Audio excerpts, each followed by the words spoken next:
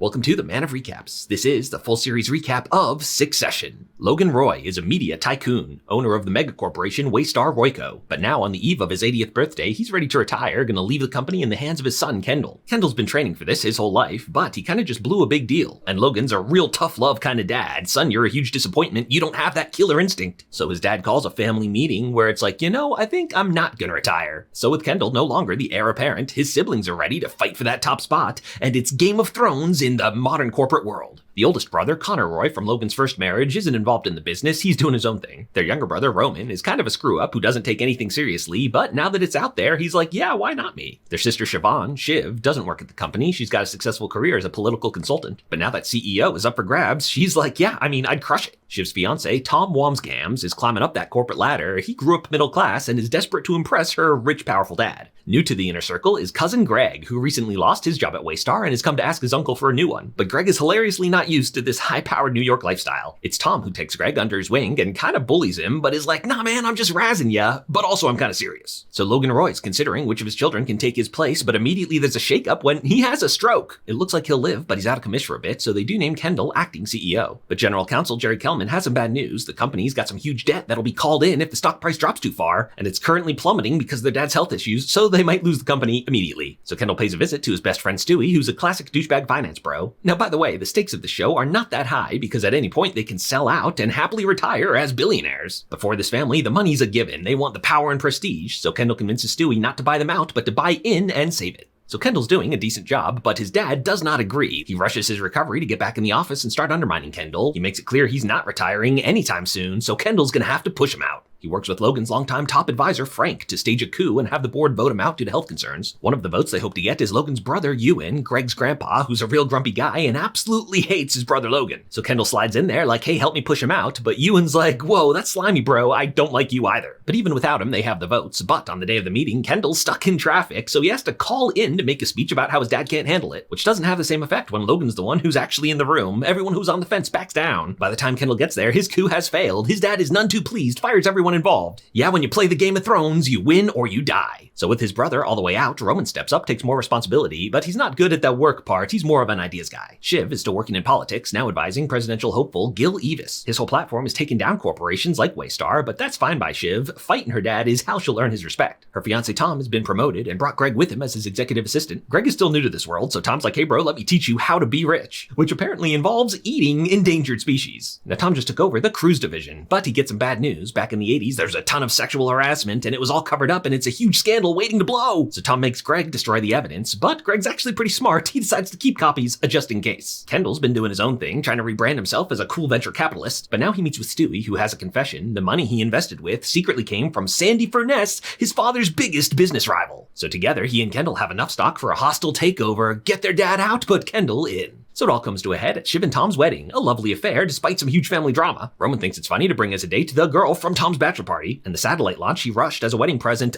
does not go well. Connor's date is his longtime girlfriend Willa, but she's less of a girlfriend and more of an escort, but they've just taken the big next step from occasional escort to full-time sugar baby. And when Connor meets politician Gil Evis, he realizes he wants to get into politics, starting with President of the United States. And Shiv and Tom themselves have a complex relationship. She loves him, but also she's been cheating on him all season with her coworker. But to her it was no big deal. It's like, we're rich. I thought it was a given. We could bang whoever we want. That was news to Tom though. But the biggest drama comes from Kendall launching a hostile takeover of the family company. It's like, bro, on my wedding night? And Kendall feels bad. Sorry, it's just business. But that's the problem with the family business. It's not just business, it's family. Now, Kendall had a drug problem, but he's been sober for a while. But after getting fired, he decided being sober is lame. And tonight, he is very not sober and drives with the caterer to buy some more drugs. But oh no, they crash into the river. And Kendall makes it out, but that poor kid dies. Kendall doesn't know what to do, so he goes back to the wedding and dances, but he is freaking out. By the morning, his dad's security team has already covered up Kendall's involvement. It's okay, son, let your dad take care of it. And that's what Kendall needs right now, rushes back to his father's arms. So in season 2, Kendall backs out of the takeover. He's working at Waystar again. A shell of a human being just does whatever his dad wants. Stewie and Sandy are very upset with him, and this doesn't stop the takeover, it just makes it harder. Gonna be a long, drawn-out war. So Logan calls a family meeting. Hey, do we want this fight, or is it time we cash out with our billions of dollars? He talks to the kids one by one to get their pitch on the future of the company. Siobhan's like, well, I haven't really thought about it, but it's clear she thought about it a lot. And so he tells her, Shiv, it's you. And they make the secret deal reveals Shiv will be the next CEO. She gives Tom the good news, but their original plan, he was going to be CEO, and she's like, oh, don't worry, baby, you'll still be way high up, just, under me. In fact, right now, Tom's promoted again out of cruises to the big leagues news. Naturally, he brings his buddy Greg with him. They continue to get up to shenanigans. So Shiv comes in, starts working at the company to get some experience before they can announce. So now all three siblings are working together, fighting each other for their dad's approval, which is Logan's dream come true. Roman needs help from someone experienced and makes a secret alliance with Jerry, who advises him to show his dad he's serious by taking the Waystar management program. Now, we've seen that Roman has some issues with sex, namely he doesn't like it. Turns out what really turns him on is when Jerry calls him a pathetic failure and a disgusting pervert, and these two form an interesting relationship. The main thing this season is fighting the takeover. Logan's plan is to expand, get so big they can't get bought out. So he wants to buy Pierce Global Media, their biggest news competitor. But Nan Pierce wants to ensure her company would be in good hands, so they have a billionaire family get together where the Roys have to pretend to be good people. For the weekend, they befriend the bizarro versions of themselves. Kendall's is Naomi Pierce, who is also a recovering addict, not currently recovering. By the way, Kendall does have an ex-wife and a couple kids, but it doesn't really come up much. So they impress Nan enough she's willing to sell if Logan names a successor, his daughter Siobhan, a woman who's liberal-ish. This should be no problem because Shiv is the heir anyway, but Logan refuses, willing to blow up the deal over it. And so Shiv realizes her dad's changed his mind, if he ever even really meant it in the first place. If she wants the job, she's gonna have to fight for it. Now the Pierce deal is still gonna go through because Logan's back-channeling with their CEO, Rhea Jarrell. But right as Nan's about to sign, a big bomb drops. The cruise scandal finally breaks. Now, it's not that bad. They don't have proof, but even the allegations blow up the deal. After this, Rhea starts working for Logan. In fact, they start sleeping together, which his wife Marcia does not appreciate. But now that she is their dad's new favorite, the kids band together to kill her. Not actually kill, they say that a lot, but what they mean is get fired with a golden parachute. So Rhea throws Logan a big surprise party where Roman buys him the wrong soccer team, and Kendall does a super cringy rap. And now as Logan announces Rhea as his successor, Shiv doesn't stop it, because she had warning that the cruise scandal was about to blow up, which poisons Rhea's tenure, and she immediately resigns. And this time it's serious, with congressional hearings. They blame it all on Lester, who was head of cruises at the time, say upper management didn't know. But when their nickname for Lester was Uncle Mo, it's hard to claim you didn't know he was a Mo Lester.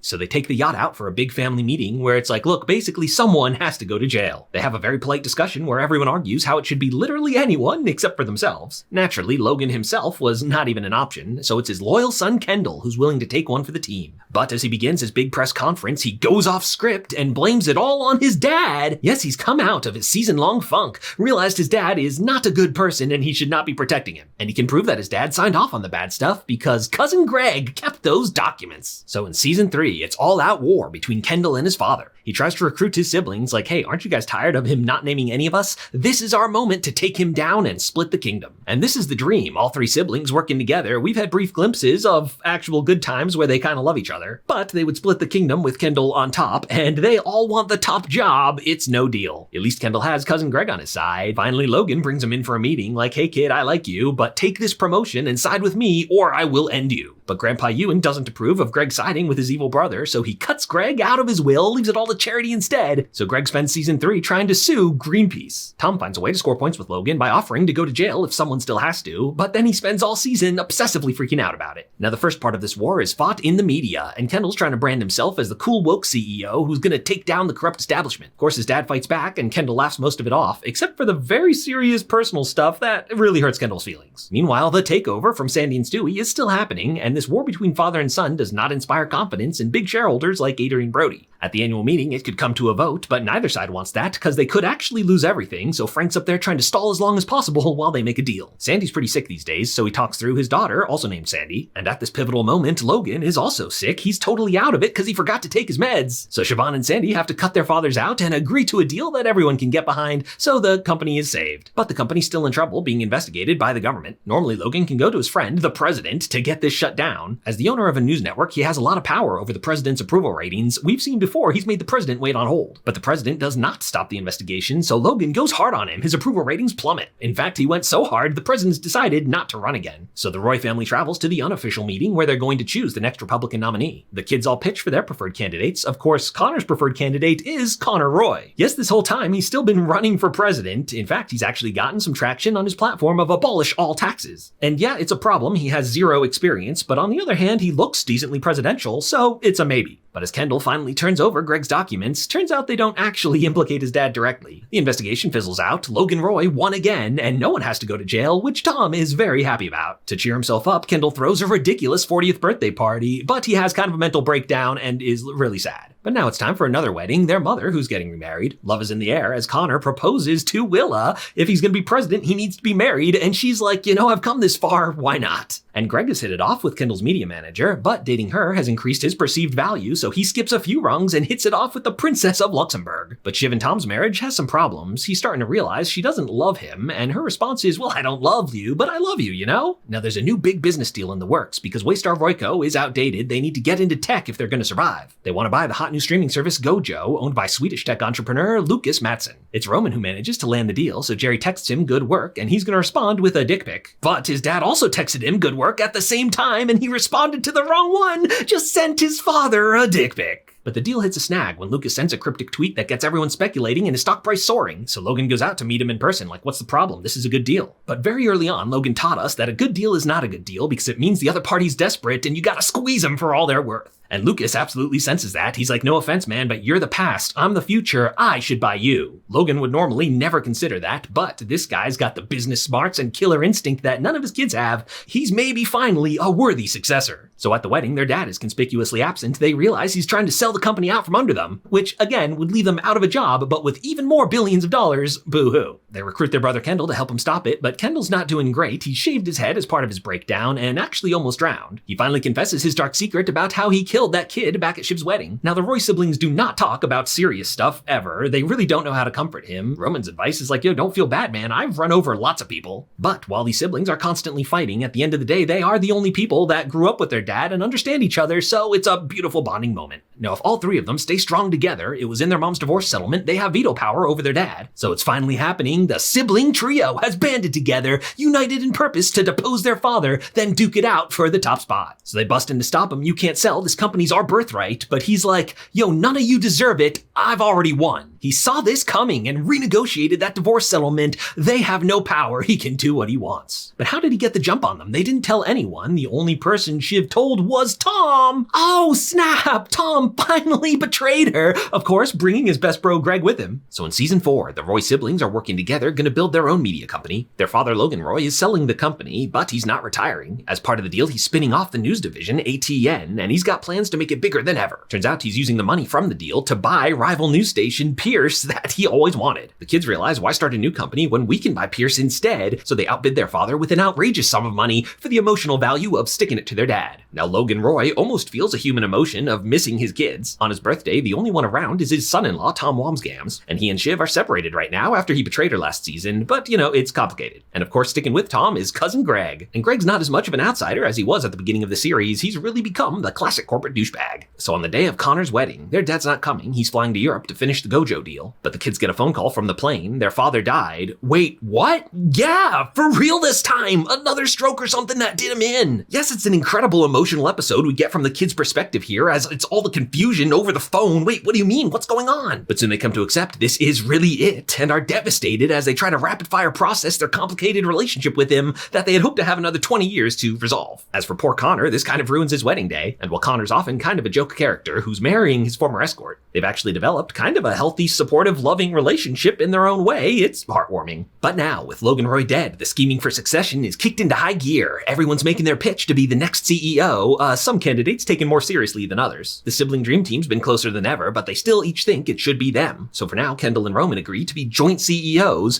What about Shiv? Yeah, 3's just too many. And it's no big deal, it's just temporary anyway. They're still gonna sell the company to Gojo and spin off the ATN Pierce deal, the 3 siblings united. But now the boys get a taste of that power. Kendall really wants to be the CEO, and Roman really enjoys firing people, including Jerry, his former ally, and their complex relationship. So Kendall and Roman decide to try to kill the Gojo deal and stay as CEOs. And they do not tell Shiv, which would leave her high and dry. So instantly realizing what her brothers are up to, Shiv decides to align with Mattsson to help make the deal go through. And so there's a ton of scheming as the sibling dream teams pretending to be united, but are all secretly working against each other. Shiv and Tom start to mend their relationship, things are better than ever between them, but then they have a blowout fight and things are worse than ever between them, which is then made more complicated when Shiv reveals she is pregnant. The big sibling showdown comes down to the presidential election. The frontrunner is no friend to ATN and will let the Gojo deal go through. The other candidate, Jared Mencken, is by all accounts a terrible person who might dismantle American democracy, but he and Roman are buddy-buddy and will happily kill the deal for his friends the Roys. Shiv's like, come on boys, we can't elect a fascist, but the brothers are like, well, maybe we can though, if he's our fascist. Of course, there's a third option, their brother Connor Roy. Yes, who's still running for president, holding strong with his 1%. In fact, that 1% is enough to maybe swing the election, so Connor drops out and endorses Mencken to get the sweet ambassadorship. Now, a news station can't pick the president anyway, obviously it comes down to the votes. But in the confusion of election night, when ballots are lost, ATN calls it for Mencken.